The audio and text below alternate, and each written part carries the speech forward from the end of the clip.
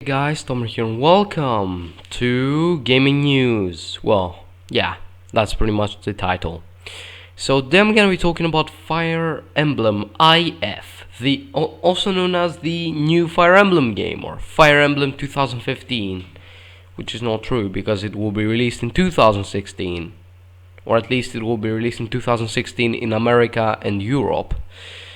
In Japan it will be released on June 2015.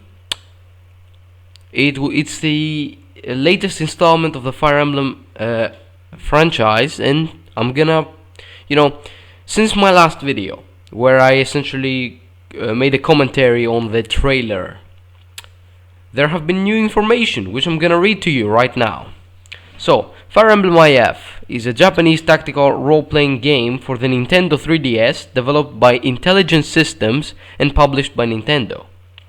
It is the 14th game in the Fire Emblem series. It will be released on June 25, 2015 in Japan and 2016 outside of Japan. The title features the first title split in which two different versions of the game exist. Each one with a unique story. Fire Emblem IF Byakuya Ukoku, which essentially is Fire Emblem IF White Knight Kingdom, which will follow the story of the Avatar aligning with Hoshido. Hoshido is a peaceful nation that is based on Asia, on Asian nations. It's based off of different Asian nations, specifically Japan. And then the second version of the game that will be released will be Fire Emblem IF Anya Ukoku, which will be known as Fire Emblem IF Dark Knight Kingdom, which will follow the story of the Avatar allying with Nor instead. Nor is a kingdom based on Western Europe, just so you know. So yeah, a master version containing both storylines plus a third storyline, which will also be DLC and will involve the player choosing neither side, will be released on a future date. So the master version will be released on a future date. I might actually get the master version and play the game that way. But yeah, so let's see. So Fire Emblem IF was released in the January 2015 Nintendo Direct and will be released in Japan on June 25th. 2015. Will be released in North America and Europe in 2016. It is developed by the same team that created the previous title, Fire Emblem Awakening, which means that it will be a very good game probably. But yeah, I forgot to mention, right now in the screen I have the two different versions side by side, so you can see I have the cover art of the two different versions. The box art of these two versions, and you can see the differences kind of. So yeah, anyways, so let me continue. So yeah, it's developed by the same team, and Yusuke Kozaki designed the characters of the game as well. Manga writer Shin Kibayashi, I can't read Japanese names, Jesus Christ, has joined the writing team. According to Satoru Iwata, during the Nintendo Direct, the player will have to make numerous choices during the game that will affect the overall story. Unlike past games where choices had little effect on the story, there will be larger choices and the player will face greater challenges. So in the April 2015 Nintendo Direct, it was revealed that the game will revolve around two kingdoms about to enter a great war with each other: the peace-loving country of Hoshido and the glory-seeking country of Nor. As I said, Hoshido is the Asian type of country for all you weeaboos, and Nor is the Western European type of country for all you Westaboos. Well, Westaboos actually think that everything from America is great, and since Nor is not based in America, but is based It's based on France for the most part, but also other Western European, in general, many European countries. Not that many Eastern, more Western and Southern than Eastern and Northern. So yeah, let's see. The player will have to choose a country to represent, changing the story overall, and will affect the difficulty, which is predetermined by the version of the game bought. There are two versions of the game, each one following a specific storyline. Byakuya Ukoku follows the Hoshido storyline, which is designed to be friendly for all players, returning or new. Anya Ukoku follows the Nor storyline, which is designed to be much more challenging. Here's the problem with this, though. I don't wanna pick Hoshido. I don't like Hoshido. I find Nor to be badass. And I'm gonna take up the challenge of actually playing as Nor, because apparently it will be very challenging. We'll see. But I'd love it if, I think that this is a big type of difference, especially for somebody just who considers one country more badass than the other. But anyways, so let's see. Yeah. There will be a digital copy of the game which allows the player to determine which version they wish to experience. At the end of Chapter 6, the player will have to choose their faction, permanently locking their digital copy into that storyline for all files on the game there and after. DLC will be available for all versions of IF, in which the storyline not chosen will be playable on that copy of the game. So yes, you can buy the other storyline as DLC. I don't like that, it seems kinda shitty, but at the same time I can understand why they would do it, so yeah. So a third storyline option will be released as DLC sometime after release, which revolves around the player choosing neither side. Later, a version of the game containing all three paths will be available, but not upon launch. I think I will pick the one that contains all three paths. I prefer it over, having to pay for the other paths, but at the same time it will be released, like it says it will be released after, it will be released much later, which leads me to believe that it will be released like a year later or something like that. And I don't want to have to wait a year, so I guess I'll just have to experience one storyline for the time being. But, well, until 2016, we have lots of time ahead of us, Japanese video game website 4Gamer posted an interview with the IF development team on April 28, 2015. The interview covered a few more details regarding the story. The Hoshido route is designed to be more like Awakening, allowing players to train units outside of battle. The Nor route will be more challenging, with less funds and experience on top of more diverse victory tactics compared to Awakening. Players can also adjust the difficulty of the Nor route if it becomes too difficult. Well, I guess that's a nice thing to include. But frankly, I don't care about difficulty that much. All versions of the game will be the same about 1/6 of the way through, but the rest of the game for all three versions will be different. The idea of choice in the game was inspired by Fire Emblem Ankoku Ryu to Hikari no Tsurugi, which is essentially... wait, what is it? Oh, it's Fire Emblem Shadow Dragon and Blade of Light. Okay? So, the idea of choice in the game was inspired by Fire Emblem Shadow Dragon and Blade of Light, and its remake, Fire Emblem Shadow Dragon, where the player was given the option between recruiting Samson or Aran, but not both. Okay? Fair enough. They also decided to make the third route to give the players an option to not vilify one side. Yeah, here's the thing. We'll get to why later. Right after I read this. So vilify one side. For downloaded copies, after the player has purchased the game, once they start Chapter 6, they will be given the choice to choose a side, which will automatically download that side onto the player's system. This will permanently lock them onto this route unless the other storyline is purchased.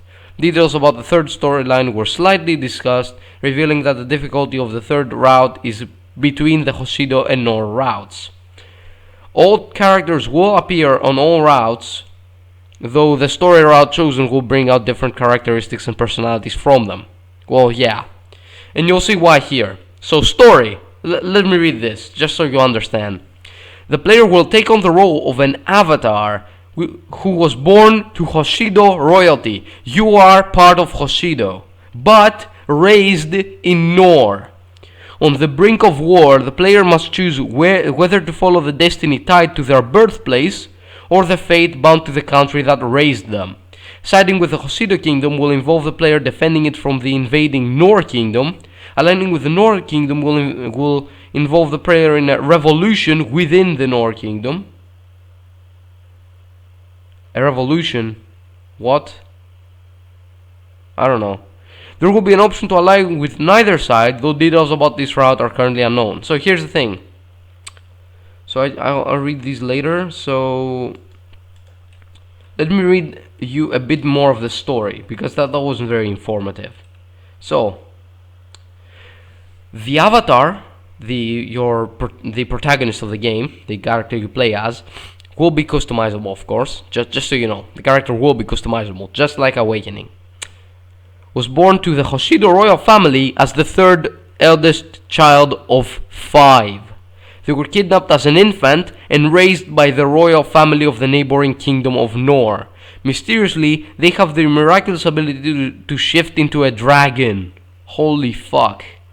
As a member of royalty, the avatar yields the power of Dragon's Vein, allowing them to alter terrain on a map.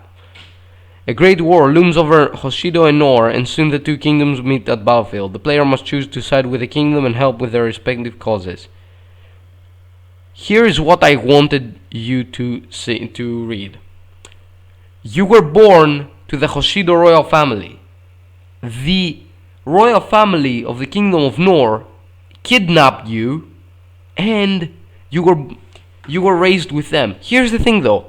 Your siblings from the Nor royal family treat you like you were actually their real brother or sister. They know you aren't, but they still treat you that way. They like you, they love you. Here's the thing. You can either choose your actual family, or you can choose the family that raised you, which is not your actual family. That's a very difficult decision. Holy shit. This actually sounds very difficult as a decision. I've already made up my mind due to, liking the country and things like that. So we'll go over some of the characters now. Very, very briefly though, because I don't want this video to be too long. We'll go over the 4 important main characters of each game. So, Marx. Marx is the eldest child of 4 in the Norian royal family. He eventually received another younger sibling when the avatar was adopted into the family. Although taciturn, I don't know how to pronounce that. I don't know. Yeah, he has an honest personality. For the sake of the kingdom, he follows his father's, the king's, intentions and cares deeply for his siblings. He yields a sword wreathed, whatever, in dark flames. So yeah, Camilla. Camilla is the second eldest child of the Norian royal family, with Marx as her only elder sibling. Eventually, Camilla received another younger sibling when the avatar was adopted into the family. Camilla bonded especially well with her newest sibling, shows deep concern about them, and is more than willing to kill anyone for their sake. Yeah. Leon. Leon is a playable character in Fire Emblem If. He's the third eldest child of the Nor royal family. Leon is the third eldest child of 4 in the Norian royal family. He eventually received another elder sibling when the avatar was adopted into the family. Unlike his older brother, he excels at magic. He's a genius who can flawlessly handle anything. Elise. Elise is the youngest child of 5 in the Norian royal family. She eventually received another elder sibling when the Avatar was adopted into the family. As the youngest of the siblings, she has an innocent personality. Despite not being related by blood, she is just as close with the Avatar as she is with her real siblings. Yeah, you heard it here, folks. Okay, let's read the other guys though. Ryoma. Ryoma is the eldest child of 4 in the Hoshidan royal family. His family originally had a 5th sibling who was the 3rd born, the Avatar. However, Ryoma lost his sibling when they were kidnapped as an infant and raised in Nor. He is full of samurai spirit and has an extremely reliable presence. He yields a katana wreathed in lightning. Okay.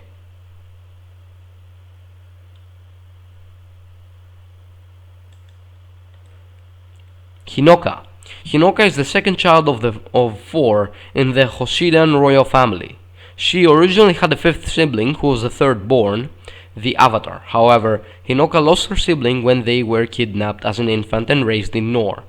She began training as a Pegasus warrior after the loss of her dear sibling.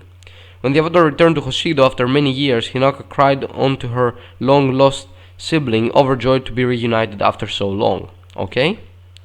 Takumi. Takumi is the 3rd eldest child of the 4 in the Hoshidan royal family. His family originally had a 5th sibling who was born before him, the Avatar.